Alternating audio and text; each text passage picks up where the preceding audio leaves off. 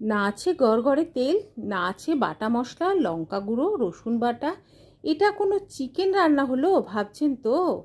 আরে দাদা ভাই, দিদি ভাই, এটা কোনো রান্নার কম্পিটিশন না। ভালো মন্দ খাবেন, অথচ খাবার পর হজমের কোনো গণ্ডগোল টেরই পাবেন না। রং হবে সুন্দর, এর জন্য পেঁয়াজটা একটু গায়ে আঁচ লাগিয়ে ভাজতে হবে। আবার বেশি পুড়িয়ে ফেলবেন না যেন। টমেটো ঘষে দিতে হবে। রসুন কুচি ব্যবহার করেছি, এর ফলে রসুনের স্ট্রং ফ্লেভার থাকবে না।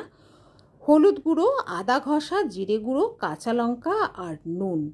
ব্যাস, মশলা ভালো করে কষে নিয়ে চিকেন দিয়ে আরও কিছুক্ষণ কষতে হবে। দিতে হবে পরিমাণ মতো জল। মিনিট 15 ফোটানোর পর গ্যাস নিভিয়ে কিছুটা সময় স্ট্যান্ডিং টাইমে রেখে দিন। ঠিক এরকম রং হবে। আর টেস্ট কেমন হবে তার জন্য অবশ্যই বাড়িতে ট্রাই করতে হবে। না আছে গড়গড়ে তেল, না আছে বাটা মশলা, লঙ্কা গুঁড়ো, রসুন বাটা।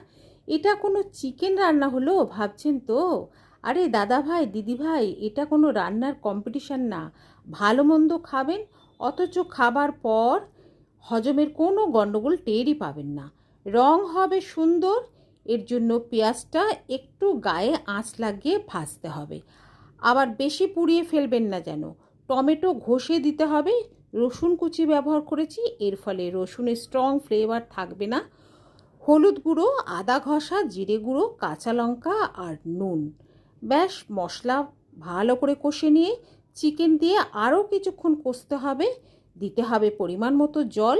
মিনিট 15 ফোটানোর পর গ্যাস নিভিয়ে কিছুটা সময় স্ট্যান্ডিং টাইমে রেখে দিন। ঠিক এরকম রং হবে। আর টেস্ট কেমন হবে তার জন্য অবশ্যই বাড়িতে ট্রাই করতে হবে।